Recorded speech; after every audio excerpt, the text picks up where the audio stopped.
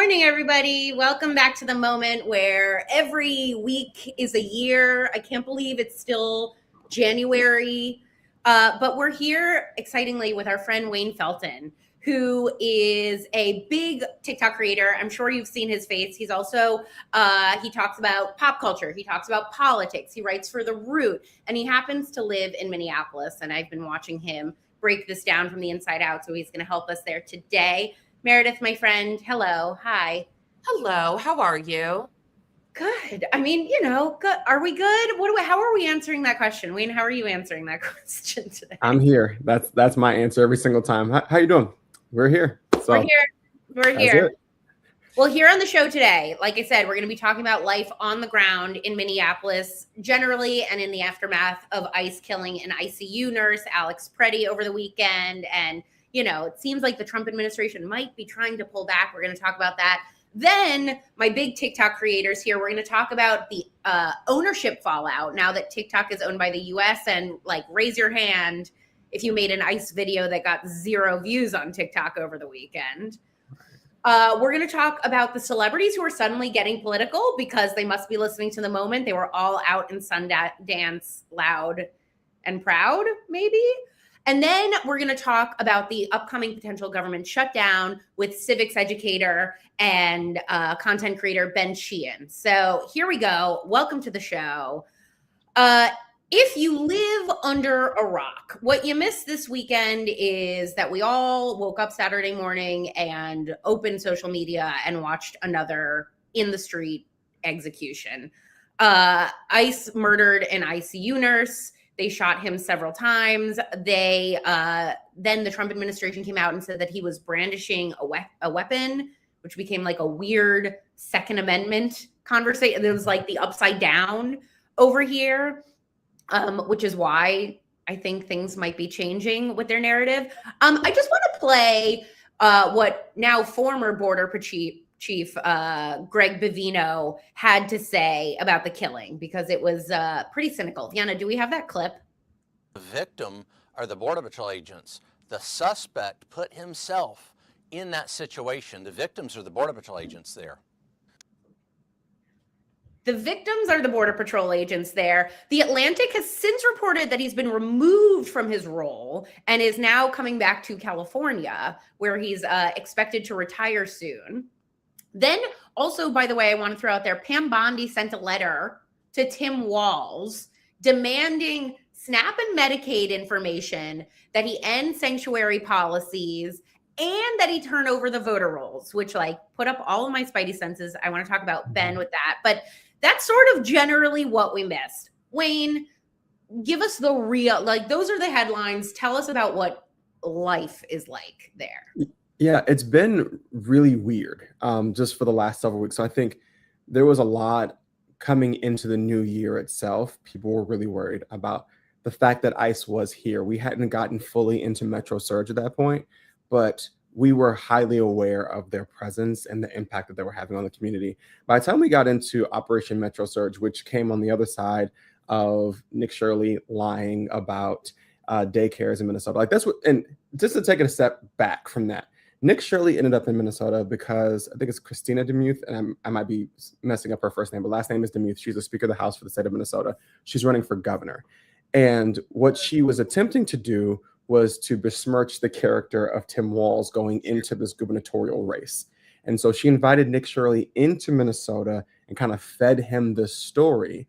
We've been prosecuting fraud in this state for the last 3 years. Mm-hmm. The governor allocated money specifically to make sure that we had the people to adjudicate the fraud that was happening.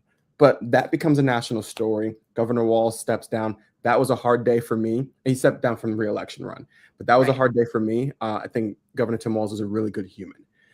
And then Metro Surge happens. And so all of this is happening at the same time. We're in the news for something and everyone's arguing that our neighbors, people who are United States citizens, because Somalis are United States citizens, that they are somehow illegals who need to be kicked out. So that's happening. We get the governor information, the Metro Surge.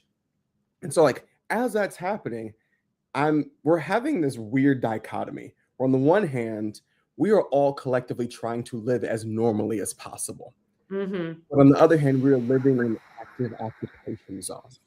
Like, I am on several Signal chats, which apparently it was just released. Kash Patel wants to investigate the Signal chats that people are using to track ICE. Really? That just dropped this morning, right? But I'm in several Signal chats where people are literally, and just group chats where people are saying, "Hey, heads up, you live in this town, ICE is there," right? We're communicating on that level. We're actively talking to teachers about, is ICE circling your building? We have families who are carpooling to school to ensure that the kids can still go to school when the parents are afraid to go out, right? I have friends who are teachers there are parents who have emailed and said, if my kid goes home and I'm not home, this is who you should call next, right? And so, like, when we talk about these things on a macro level, everyone wants to make this about, and I know, and I hear the arguments like, there are certain people who shouldn't be here and they should be turned over. This is having such a profound impact on our ability to grocery shop when ICE agents are walking through grocery stores, our ability to go to sporting events, our ability to go to school or to work. There are people who are not going to work. People are calling for the governor to have an eviction moratorium because people aren't going to work because they are afraid. And everywhere I go, because I coach my son's basketball team, and so I just talk to parents between games.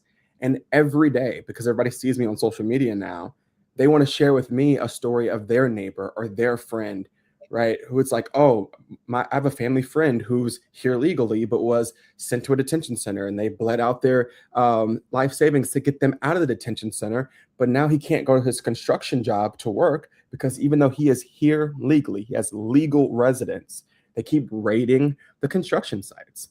Which is also, and I'm sorry, I'm a high horse at this point, but like, you can't simultaneously say, high horse. you can't simultaneously say we need to get the price of housing down while tariffing all of the materials that come in that help us build homes, and then detaining all the people on the construction sites. And so, to the point about the tide turning, I think that nothing for this administration is working, and this is working the least. Yeah. And you have American citizens, myself included, who are terrified about just being outside because, and I keep saying this, they are killing white people. Do you know how bad of a situation we're in when it's white people who are getting killed? Yeah. Once again, I live in Minnesota. So George Floyd, Philando Castile, or Jamar Clark, Dante Wright, we can run the experiences. But when Renee Good was killed, I was like, yo, they killing white women. That's and even then it was like, oh, she's blue-haired, wine mom, super liberal. And I was like, okay, cool, sexism still alive and well. But now all of a sudden everybody's like, we just can't stand for this because it's a white dude. Yeah. I know. I've heard. Yeah, go for it. I think the two, if someone asked me what are the three biggest things that have happened in the last 10 years, I would say COVID, the murder of George Floyd, and this. And so I'm just, obviously Minnesota was impacted by COVID. All states were impacted by COVID. But why do you think the two biggest things that have happened to this country in the last 10 years have happened in Minneapolis, not in Los Angeles, not in New York City? Why is it Minneapolis? Yeah. So I think that on the one hand, from a political standpoint, there's this idea of the coastal elites, right? So there's this idea that people who live on the coast are out of touch and, whatever it may be. I think that COVID provided the perfect scenario for George Floyd's murder to have the impact that it had. Mm-hmm. I think that if we weren't inside and using social media at a clip we never had before up until that point, because 2020 changed the game. Suddenly we were bored in the house and we're in the house bored, right? Yeah. And so the fact that we couldn't escape that visual and the virality of people seeing it, I also said at the time, the fact that it wasn't a gun made a huge difference. Yes. Oh, yeah. Wait, can you had he been shot, there would have been a lot of conversation about, lethal use of force, and that's what cops do. It was the act of the type of chokehold, the way that it went, And if you watch the video, and I'll admit to this day, I've never watched that video. The last video I watched was Philando Castile bleeding out in his car. And after that, I was like, I'll never do this again. Yeah. I just believe the videos exist, right? Yeah. But listening to people talk about it, listening to George Floyd cry for minutes on end, I think just wrecked people. Mhm. And Minneapolis as a place in particular sits in this weird positionality where we are extremely Midwest. When you think Minnesota, you think, oh, all shucks, right? Like, so we sit in that space where people feel like there's a relatability. Almost all of the major, voices you hear on the news come from Minnesota. We have this universality of the way that we talk and things like that. And we are a very liberal place. We're the only state in the union that did not vote for Reagan, right? Like we had the most progressive legislative slate anywhere in the country in 2022, right? Like we're sitting in that spot. Mm-hmm. And so like, I think that happened and it was the perfect storm in regards to George Floyd. I think now, once again, all of those factors being at play, I think that Trump has said publicly, like he believes he won Minnesota 3 times, right? He hates Tim Walz because I think Tim Walz is the perfect encapsulation. Like he is a gun-owning veteran who is a straight white male who is balding, right? Like everything about his personality should be conservative. Mm-hmm. And he is overseeing the most progressive state in the country. And so I think that makes a lot of folks really upset. And I think the president in particular very upset. And so I think that we are the perfect place for the revolution to start because, Prince said, he named his band The Revolution, right? But I think we're the perfect place for the revolution to start because we aren't this coastal elite place. We have these deeply Midwestern family values. And a part of that Midwestern family value is we take care of each other. We look out for each other. We make sure that everybody has what they need. And that's what Minnesotans have been doing.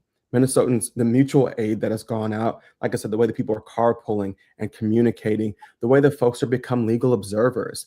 Like you can't go anywhere in Minneapolis without hearing whistles and drums and seeing people following these agents. I know it is irritating the agents, but we as a state, we are a refugee state, right? The Somalis came as refugees. Before that, it was the Hmong population that came as refugees. This is what we do as a state. And so we are perfectly positioned to be the place that represents the types of values we all talk about while also doing them in a place that is 88% white. Yeah. Well, I think that really does, though, bring up a really good point of something that happened over the weekend, because you brought up the fact that, like, one of the reasons that George Floyd's murder took hold of this nation was because we were home. We were on social media. So over the weekend, I couldn't get on my favorite, in quotation marks, social media app, which is TikTok, because there were these TikTok, I guess they're saying they were just like a data outage or something. But I couldn't get on TikTok. I'm sure either one of you, or I couldn't post on TikTok. Let me say that. I couldn't post on TikTok. Nothing was uploading. And I just felt like, okay, the ownership has now just changed to make it partially and primarily US owned.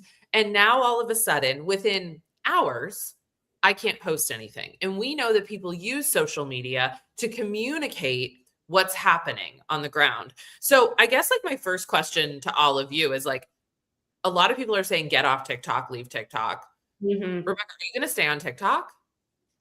Am I going to stay on TikTok? I don't I'm not going to make a statement about staying on TikTok. I don't have like that big a following on TikTok, to be totally honest. And so like, I feel like I'm not somebody that people are like looking to. I'm like deeply curious. Like not only is it US based, it's owned by somebody who is a very close ally with Donald Trump. Like it does feel, I also feel like part of why I might stay on TikTok and stay with me is like, I like to follow, like, I'm on Truth Social, not posting, but like I like to see what Trump says on there. I follow Megyn Kelly and Link Lauren on Instagram. I follow DHS. Like there's things that I like to be in just to like see what's going on outside of my bubble in my life. And so I'm curious to see what happens on TikTok, but I feel like you guys have a much more like relationship. I'm staying. Yeah. Wait, what about you? Yeah, I just don't believe in ceding ground in the middle of the chaos, right? I abandoned Facebook in 2020, and I was real personal. Like I cannot do this with you all anymore. And then Meta financially incentivized me to come back onto Facebook, right? But I realized in coming back that I left, but in the process of leaving, I left the opportunity to continue to speak to an audience who's primarily there. Like my metrics on Facebook right now are most of the people who watch my videos are between the ages of 50 and 75. Wow. Which is wild because on TikTok, it's all millennials, right? And so, and the same thing, I feel like a lot of us left X, or the artist formerly known as Twitter, and I understood why we did. Like I did fully understand why we left why we left Twitter, and also in doing so, like we didn't want to make Elon more rich, which I don't think that matters. He's gonna he's doing fine without it. It left a vacuum, and so the last thing I want to do is give TikTok to the conservative voices, even if they're going to make it more difficult from an algorithmic standpoint. I want to ensure that people still have access to the information they need. And until we're in the spot, because like I also am actively walking around and speaking in a country that I vehemently disagree with its leadership. And so I can't just always cede ground when I disagree with somebody. I have to be willing to speak truth to power in these spaces. One question I have for you guys, it's so hard to know now what we're believing. Do you think that the outage, because like we all did it, we all put up a video. I got 0 views on a video I did about, I think it was about Pam Bondi and the voter rolls. Before we move on to the next topic, I'm just curious, like, do you think that TikTok is suppressing? Gavin Newsom is now doing an investigation, or do you believe them that it was a data center issue? And like, I'm just curious, like, do you think they are censoring immediately? Yeah, I mean, so I think that they were they're retraining the algorithm that they did tell us what I think it is. In the cell. And so I think that there's that element. Anytime you do a big data switch over, you're going to have problems. We've had glitches with TikTok before when it was in former ownership. It was weird, but no one had views. Like no one I know, at least. I posted 3 videos that all sat at 0 views, and I was just like, well, this is cool. And so I think that like there's multiple things that are true. I think that they're trying their best to retrain or put a new algorithm in place. I think that they have admitted that they're going to censor certain things. I think the whole, like, someone tried to send Epstein and it like flagged it. So there's that, which I think is where the investigation with Gavin Newsom is coming from. And I think that like technologically speaking, it is really difficult to take an app that size and just be like, there you go. Right. I think all of those things are happening at the same time. And I try to not go too conspiratorial, but I do think that they would prefer if we are not the biggest voices on there. But ultimately, they're going to give the people what they want because that's where the money is. Well, I guess one thing I just want to say before we bring in our fantastic guest is there's a lot of celebs who all of a sudden have come out of the woodwork to say, maybe Trump 2.0 wasn't a great idea. And so I just want to quickly round table it. Like, has there been any celeb that you guys have been like, oh, this is rich? Because for me, yesterday, it was one comedian, Tim Dillon, who I have always... Oh, really? Well, I thought for so long that Tim Dillon, Shane Gillis, and Shane Dawson were the same person. Yeah. Which, like, and now that I'm really learning who they each are is an insane premise. But I was just like, it's so interesting with Tim Dillon because he platformed so much of this administration. But now I think what's happening is he's probably seeing, because he's not doing anything, he's seeing his numbers dip. And something that I think is really important that people know is that celebrities do social listening, like big PR firms, in a way that like we can't even fathom. They have this like crazy data software. It's not like stupid Google Trends. It's not like somebody scrolling through and getting the vibe.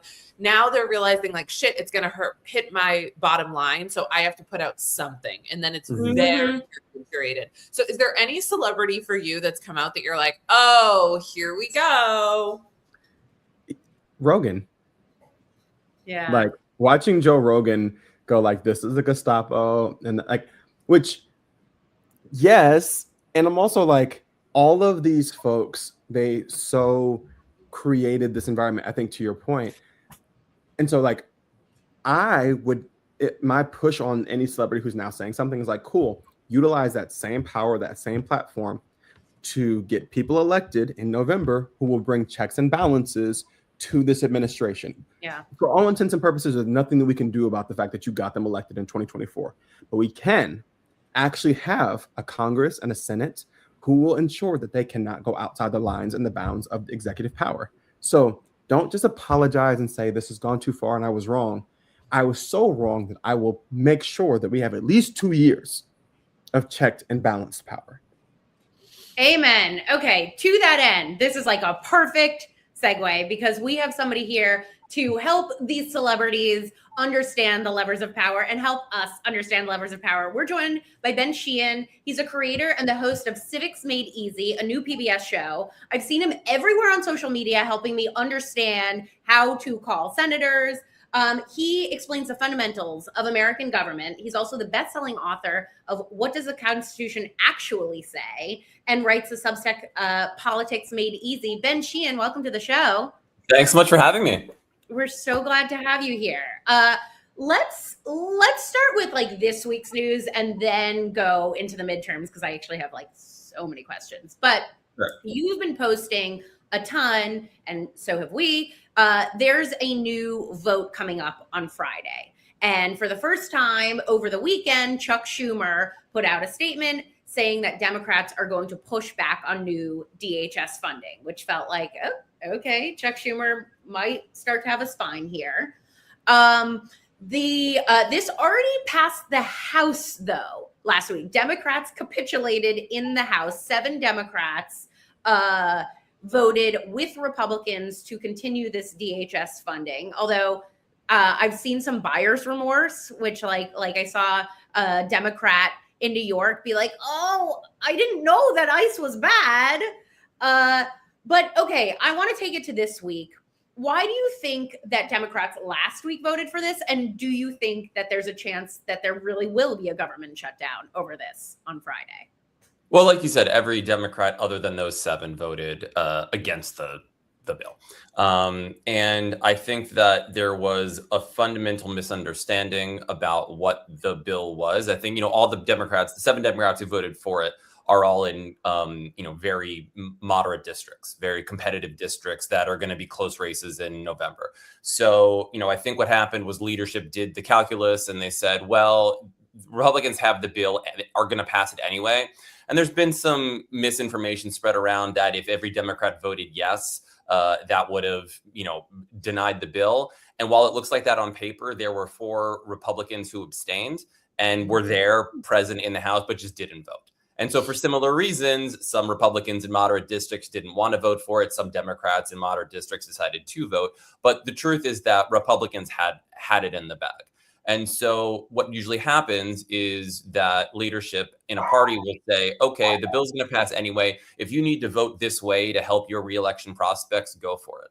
And that's business as usual in Washington, in Congress. And so they did that. But I really think that they misunderstood the moment because this is so much bigger than just an ordinary vote on a funding bill. This is something that is what has woken people up who never participate in politics before. And that's what I've been seeing on my social media is that I've heard from thousands of people across the country. I just post scripts and tools, basic sort of things that people can run with and do. I don't, if you want to do it, great. If you want to share it, great. If you want to call, great.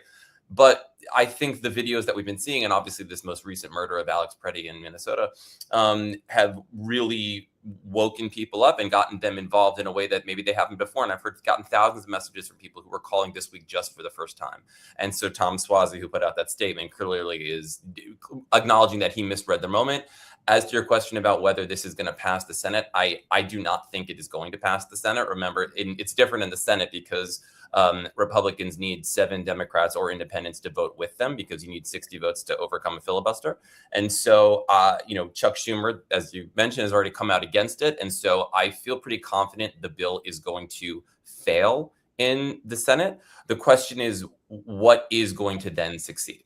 because it's not just right now the ICE funding that's part of this. It's all of DHS that includes the Coast Guard and FEMA and Border Patrol. It's tied up into funding for health and for the environment and defense and all sorts of things. They put it into one giant package. And so Democrats are trying to separate the bill so that they can pass all the other stuff that's unrelated and then work to make changes so that ICE isn't getting more money and also is going to have, serious changes to how the organization operates. We have seen some Republicans voting with Democrats in the Senate recently. I think of Susan Collins, Lisa Murkowski, Josh Hawley. Do you think that some of those senators are going to vote with Dems at the end of the week? I don't know. Susan Collins came out yesterday, I saw, and said that she still supports this bill. Josh Hawley has gone against the administration publicly a handful of times, not a lot, but a handful of times. And you have seen senators speak up, people like Rand Paul, people like John Curtis, who's a new senator in Utah. So my guess is there might be one or two, but, I haven't seen enough people speaking out. They keep calling for a transparent investigation, and obviously that's needed.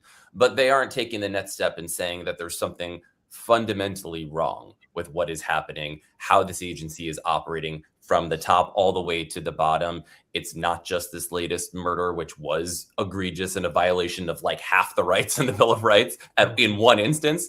But there's something really, truly wrong with how ICE is operating and going into cities and grabbing people who have been living here for generations, peacefully operating as part of the community. This is totally unlike what we've seen in the past, where Border Patrol may have taken draconian measures, but most of the deportations under Obama and previous presidents have been people at the border who just had crossed over and being detained and then taken back. It's a much different situation to have a federalized law enforcement going into cities and ripping people out of the community, including people with no criminal record, including citizens.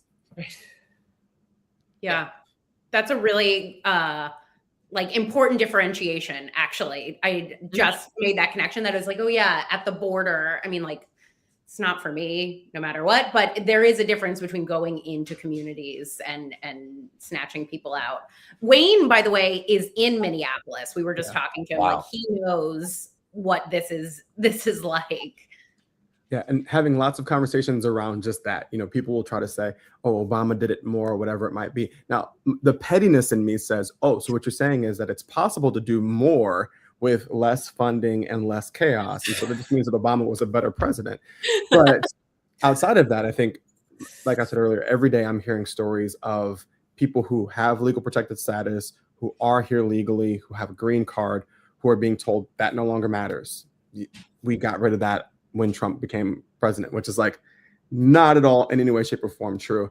And I think to that point, there's a lot of conversation, at least that I've had with local politicians, around what can be done. And something that I know both the governor have said and a lot of local politicians is the people who can stop this are Republicans in Congress. And so, like, oh no, what just happened? Am I still here?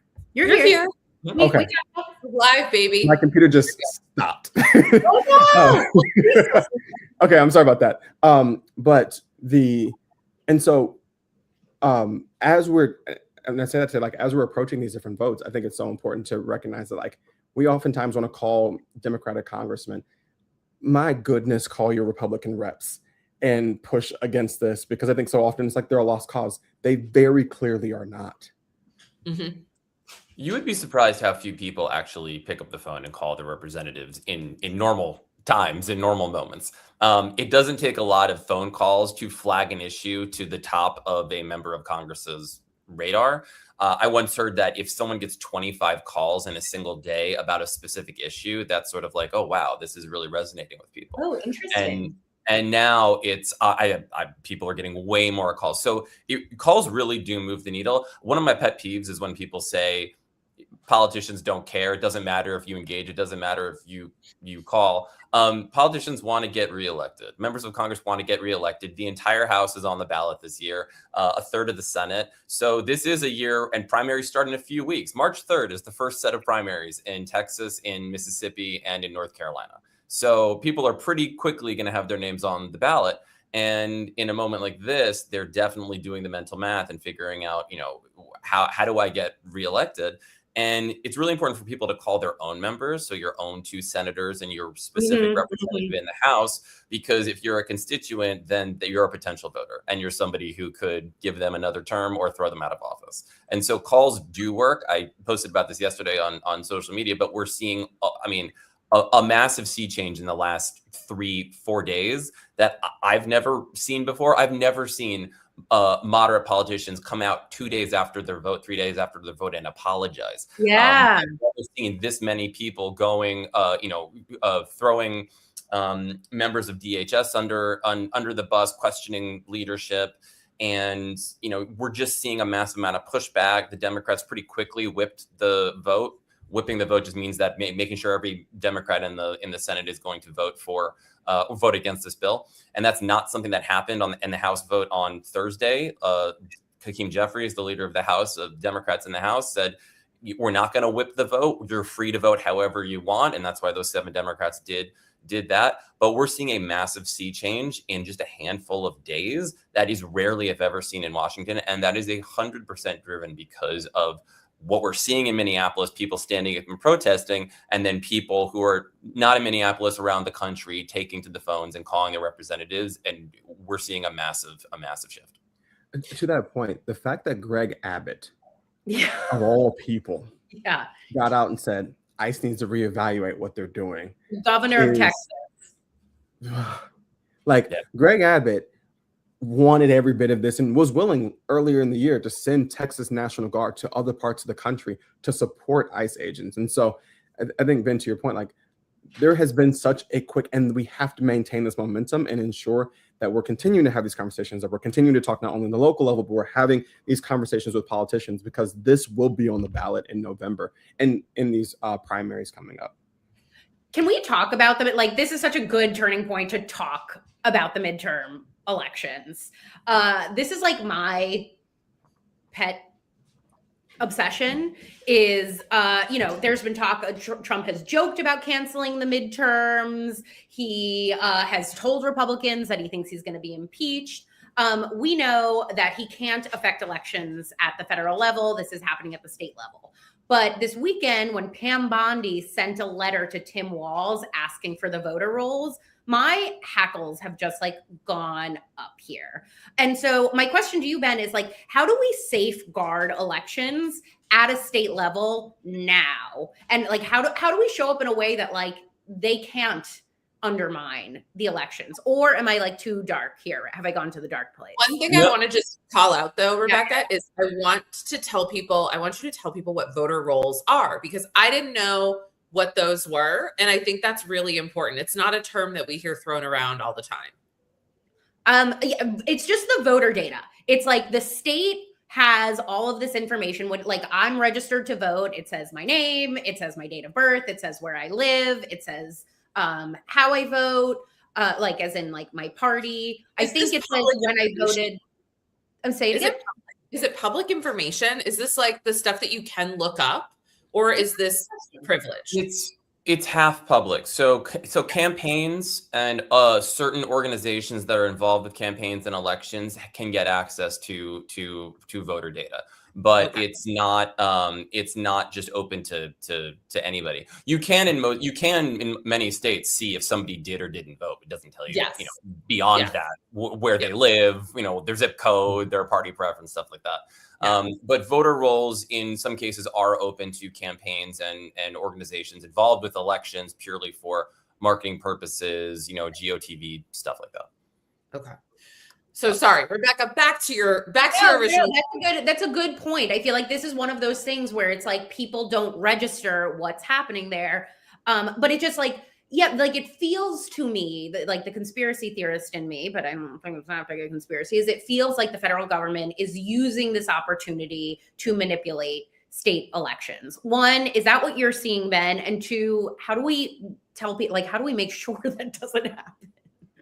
So not to get all, history textbook on you, but the people who wrote the Constitution did some of this work for us. So, the way that elections are run in the United States, it's up to states and local governments. The federal government doesn't run elections, even elections for the federal government, for Congress or for president.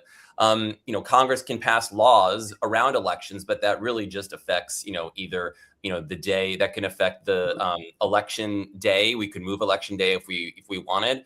And states could have their own elections whenever they want. It doesn't have to be on the same day that we vote for a president or for Congress. So states and counties really run their, we talk about election day as if there's one elections.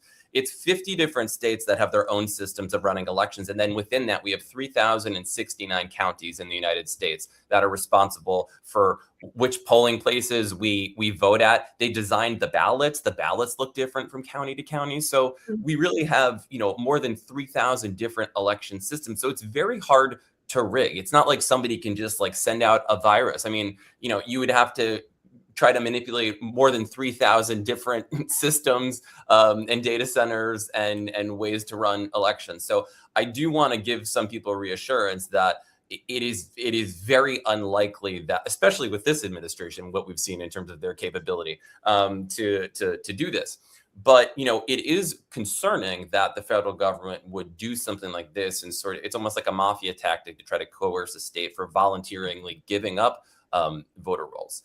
And I will say, for people to look out for, there are, when it comes to statewide elections, right, for the Senate, the way that most states are set up, usually there's, the rural areas are redder and the urban areas are bluer. And there's really just a couple of counties in those sort of bluer areas, urban areas of the state. And so my personal worry is, what's going to happen in Maricopa County, in Phoenix, or these counties in the big blue cities. So you might start to see the administration come out and say that there's problems in those specific counties and specific states. But this is not something where the federal government just runs our elections. I've seen so much about this on social media, and I just want to walk people a little bit back from the brink and just say that it is not as easy as flipping a switch. This data is protected at the county and the state level. And so it is, I do think that the administration will try to mess with it. They might send ICE to polling places in these blue counties and, moderate states or states where there are close Senate elections or swing districts. We'll definitely see, pushes to verify everyone's citizenship and have federal agents at places and, intimidate. But in terms of just the federal government diving in and messing with elections, it just doesn't work like that. It's not that easy. And can I just add to that last point that you said? And I've been saying to people behind the scenes that the fact that ICE has been operating the way that they are with, where were you born? Show me your papers type actions in January was really dumb on their part. I agree. Because it gave us a long runway to create not only the legal precedent, but to get established judge orders saying that they can't do those things. And so if they were wanting to use those type of tactics on election day, which I think we all agreed they would love to do. I mean, in the last election, Trump was telling people to go be poll watchers. If those are the tactics that they're wanting to use, they started way too early and gave us way too much time to make sure that they can't do that legally. Which, by the way, is I think why he hasn't flipped the switch on the Insurrection Act. I think he's like, this, we got to keep the ace in the hole, Yeah. All right, Meredith, last question. Well, I guess, this is just a thought. I talked to somebody yesterday who told me that they were like, ICE is ramping up in a big way behind the scenes where I live in Phoenix.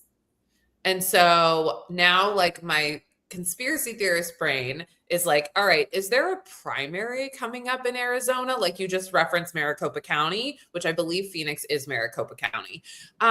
So I'm like, all right, is that the next place? And how connected to it could the primaries be? In which case, are we also going to see a ramp up in Texas?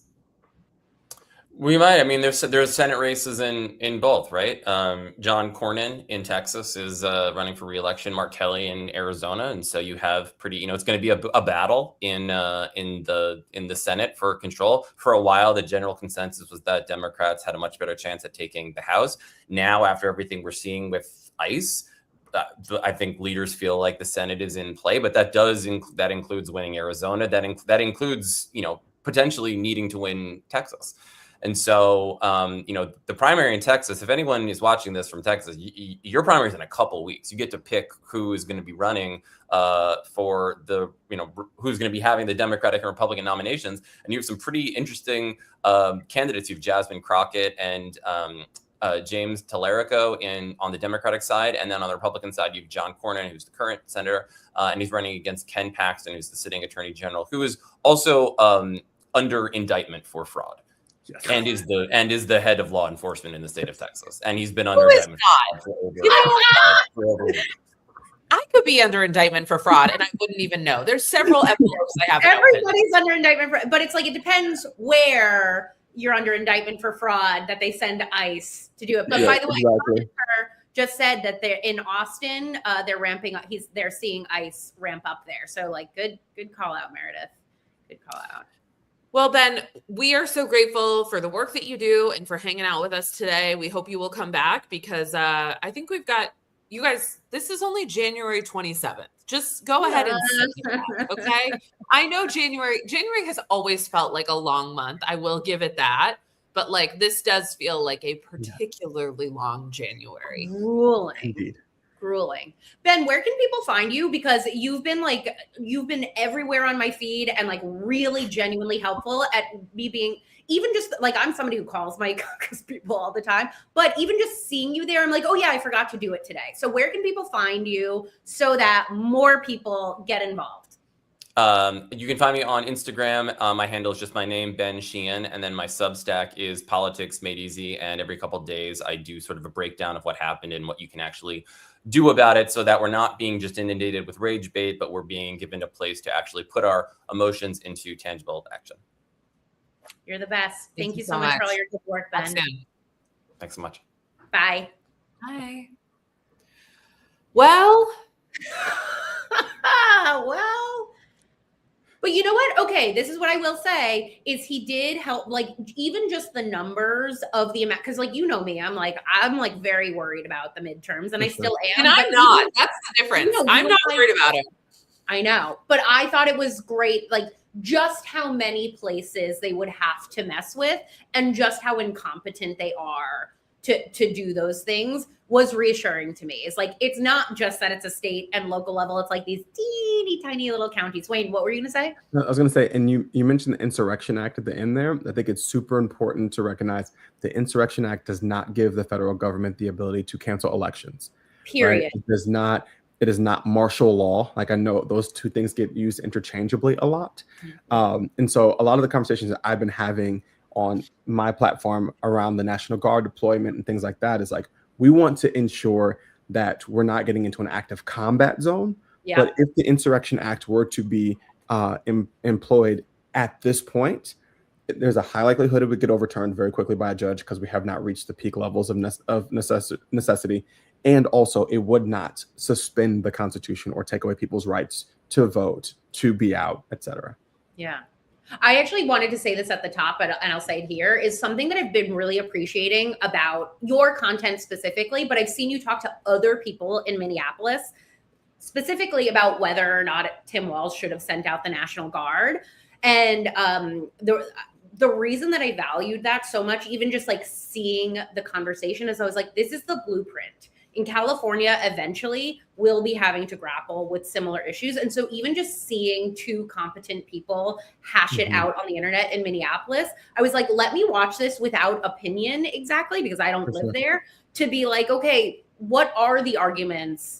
So, and you guys have just been the blueprint for even thinking through these issues. So for sure. Yeah, and I think I always try to be very, very precise with my language. And so I would love for the National Guard to be in the streets in a protective manner to ensure that protesters are being protected. And that's the move that has been made right now, is that the National Guard has replaced ICE agents in these protective spaces where there are protests happening. But there have been a lot of people who are calling for an offensive. They're saying that the National Guard should go arrest ICE agents and get them off the streets. And I was that is war. Right?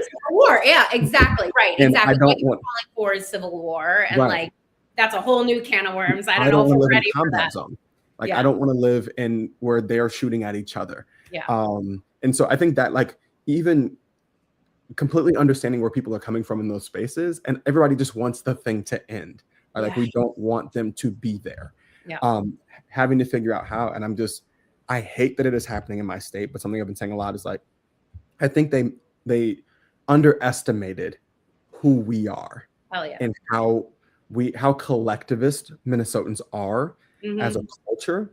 I think in a rugged individual space, they might have been able to win, but we banded together, and our pushback is working. I mean, Dan Bavino, as you said at the top of the show, is banished back into. You can feel them looking for an off ramp here. You can feel like Trump was like, "Oh, I had now productive conversations with Tim Walz and Jacob Fry. Greg Bavino is out." Like, you can feel them. I think especially with this Alex Preddy murder, because it became a guns rights issue about a white guy who worked with veterans. All of a sudden, they were like, ugh. Like, even with Renee Good, they could be like, well, she had the car and we don't love gay people. So, but like with this, it was like it hit all of their talking points. And so, they had to loop back. Yeah. And I'm glad they can go ahead and leave. Yeah. Bye-bye. Wayne, we always end the show talking about what's having a moment for us. So I want Meredith to go first. Yeah. I'll tell you guys what's having a moment for me. I took it back to 2012 recently. I was recently catfished. And I want to talk about it. I'm finally ready to say it. I was catfished by exactly who you guys would think I would fall privy to. Someone pretending to be Janet Yellen, former Secretary of the Treasury. A classic catfish. That's amazing. I found this Threads account. It was like a new Threads account. And it was also, she used to be the chair of the Federal Reserve. And I should have had Vienna pull up a photo, but basically it was, I'll just read for you really quickly, like her thread that really got me. My husband and I have been together for 52 years, partners in life and in investing. We focus on long-term disciplined investing. Our investments are in technology and consumer sectors. I hope that you find my articles helpful and you follow and share. And I was like, this sounds great. Actually, I do need this. Like, I've been thinking about like what would happen if Max and Neve came and did a catfish episode on me. And it was like, well, she never like wants to talk on FaceTime because she's like super big. And so, but I do think like in the Obama administration, I would have gotten catfished by Pedro Pascal. Now, given where we are, is it Janet Yellen 79? No, it's Janet Yellen 0813. Wow, there's more than one Janet Yellen impersonator. I mean, like, things That's are where our country has gotten. So anyway, you guys stay safe out there. Like, I think there's a lot of other places, but I just thought if I'm going to get investing advice, I think I should get it from Janet Yeah. Federal Reserve. Rebecca, what's having a moment for you? Okay.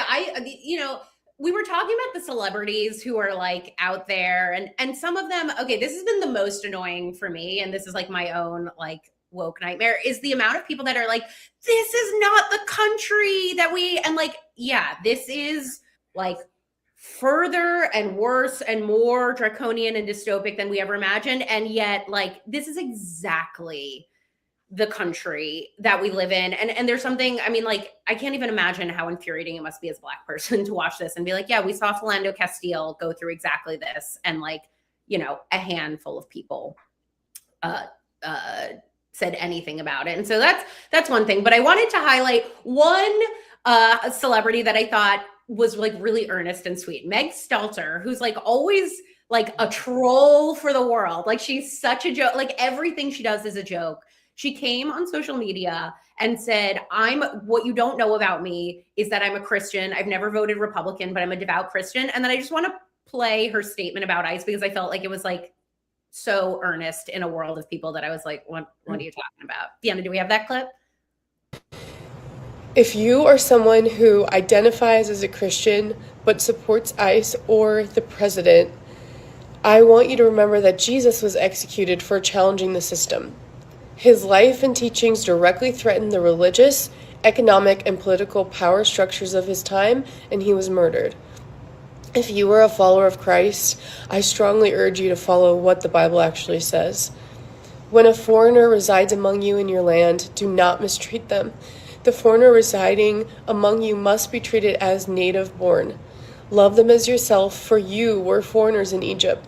I am the Lord your God. You can argue the context of any scripture, but you can't argue that God doesn't want us to love our neighbors, and our neighbors are being... Yeah, I just thought that that was like a really earnest one. It felt like this was somebody who never... It's not that she's like apolitical or doesn't, but she's always like, she's never earnest. Like her whole thing is a joke. And this felt to me like so real and so earnest. And so that's what's having a moment for me. Yeah. Wayne, what's having a moment for you, bud? I am trying to disconnect in as many ways as I can and like dive into TV specifically because I scroll way too much. And so between the two tasks I have is I always try to watch all of the Best Picture nominees. Rebecca loves that. I know. I'm the same. And like I'm rooting for Sinners. I love that movie so much. I don't even like scary movies, but I saw it in theaters twice.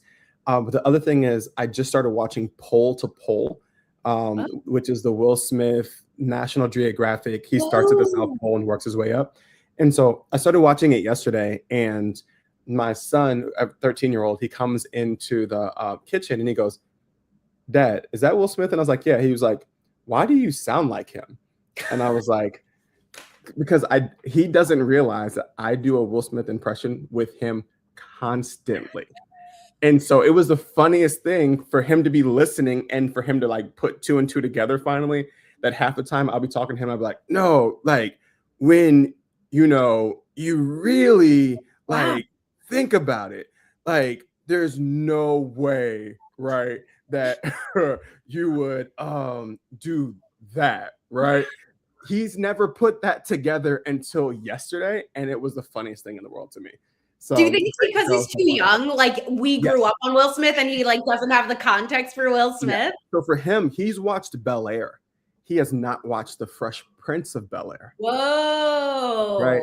And so like his thinking Will Smith is the guy who did the voiceover in Spies in Disguise. Like his whole worldview is different. Like, and I was like, okay, we need to watch Hitch at some point. Hitch is one of my favorite movies. Yes. But I'm like, we have to sit and watch these movies and make our way through, because I have failed you as a parent that you don't know Independence Day. Like, what have we done up until this point? I actually, fun fact, I was on a 6th grade trip to Ellis Island, and they had to shut it down because they were filming that scene from Hitch in there. Oh and my God, that's amazing. Menez walked right by me, and I was like, "That's a pretty lady." And then I saw the movie, and I was like, "Oh, I know who this is." That's the greatest fun fact I've ever heard. When I tell you, I love that movie. So. Me too. Do you guys remember the song from that movie? From which one? Was it the Switch? Yeah. I think that was it. Yeah. Yes. You know what? Yeah. Switch. I still listen to that song. I feel like that was like when Will Smith was like kind of like, we'd had the like getting jiggy with it, and people were kind of like, okay, you got to switch it up a little bit. It can't just all be. But I thought Switch was a great fucking song. Yes, I agree. Yeah, I agree. I'm a big fan. I feel like justice for Will Smith, That's exactly. That might be the hottest take of the whole show. He apologized. He has disappeared from the public life. He's coming back, just talking about, hey, we got to find the secrets and answers to life. I'm not. What he did was wrong, and also, I've always said these are people who've done a lot worse. Like the president of the United States. You know what I mean? Like we let the president foment an insurrection, get convicted of a felony, and then come back and be president. I think Will Smith, Chris Rock just had to keep his wife's name out of his mouth. So that's simple. On that note, Wayne, where can our friends find you, or perhaps a pretty decent Will Smith impression? Yeah, I'm on TikTok, Instagram, Threads at Just Wayne Creative, even though on Instagram it is justwayne.creative because somebody has my handle, but that's fine. And yeah, I'm always on there talking about the intersection of pop culture and politics, and at times we'll do an impression of Will Smith or Obama. Sometimes that'll pop up. So, you know. What if Will Smith stole your handle, Just Wayne Creative? Like, That would be actually, funny. that's the person who's using it on Instagram. That would be really funny. Like, I do these things in my head where like they are having conversations, like the impressions are having conversations, right? And so it's like you know, that Will Smith is like, no, so I was really trying to figure out how to get over, being publicly canceled. And then Obama's like, well, to be clear, what has happened is not only a travesty, but an assault on the American public. And like Michelle said, when they go high, you couldn't slap. So it's like they do the thing in my head. And so we love it. Yeah. I love it. Back. We got to do some more impressions. Yeah, for sure. We're grateful for you. We're sending you all the support and love, and we'll keep, amplifying what is happening in Minnesota. And y'all will be back. Well, I don't know. Maybe we'll be back on Friday. I don't know. We're gonna drop a W in the chat if you plan on participating in the general strike. We'd love to know. We're figuring things out over here, what that looks like. But regardless, we'll be back next week. We will definitely be back next week and in your phones and in your feed. Thanks so much for hanging out, guys. Have a great day. Bye, everyone. Thank you so much.